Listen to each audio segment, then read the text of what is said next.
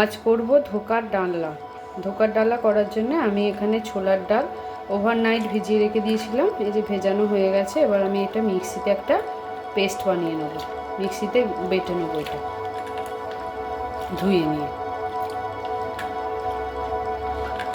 এই যে আমার ধোয়া হয়ে গেছে, তাই মিক্সার গ্রাইন্ডারে নিয়ে নিয়েছি বাঁটবো বলে।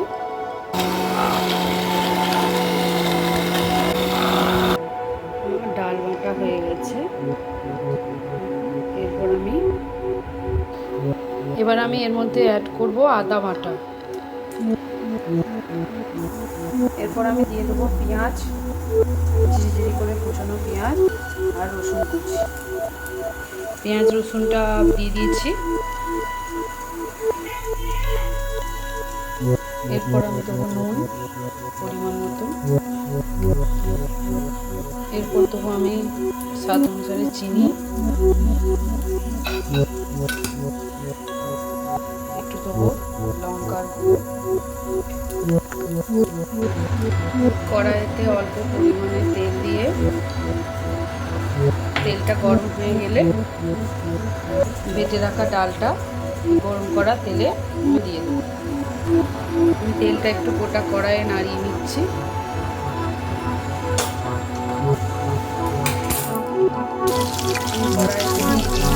এবার এইটা আমি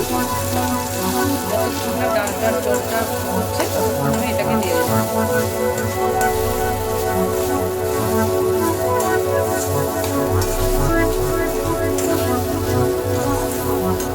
ওদিকে ডালটা কড়াইয়ে জল মতো মতো আমি আর একটা পাত্রে একটু তেল দিয়ে দিচ্ছি। তেলটা একটু ব্রাশ করে দেবো।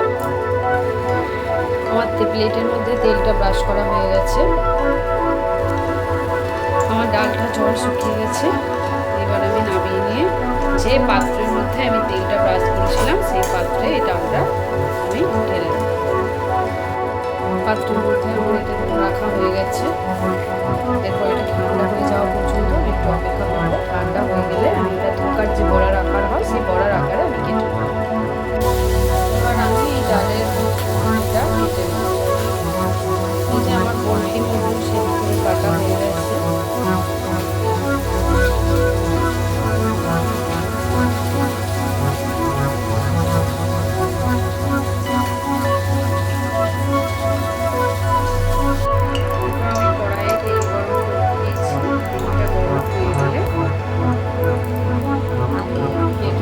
কেটে রাখা ডালের বড়াগুলো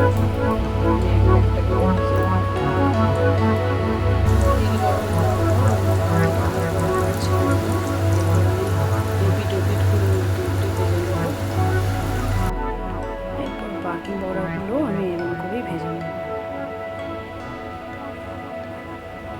সব বড়া ভাজা কমপ্লিট হয়ে গেছে। ওই তেলেতেই একটু গোটা গরম ফোড়নগুলো দিয়ে দেবো।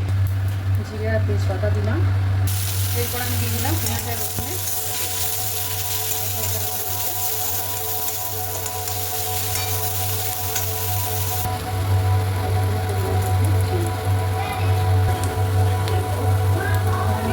টমেটো দিয়ে দিলাম। এরপর দিয়ে দিলাম আদা বাটা। এরপর আমি বাকি মশলাটা দিয়ে দেবো।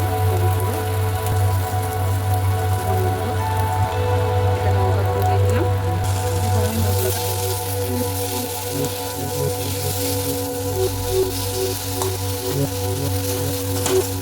এটা ছিল কাশ্মীরি লঙ্কার গুঁড়ো, এটাতে ঝাল হয় না, অসুবিধা নেই।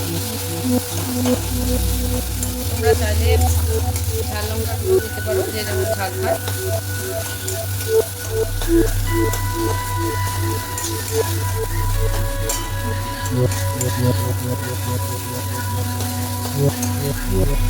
মশলা কষার পর আমি এবার সেদ্ধ করে রাখা আলুটা দিয়ে দিচ্ছি।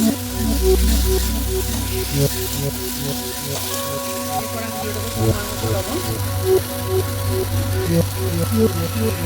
এরপর আমি দিয়ে দিলাম জল। এরপর এই ঝোলটা ফুটে উঠলে আমি ভেজে রাখা বড়াগুলো এর মধ্যে দিয়ে দেবো।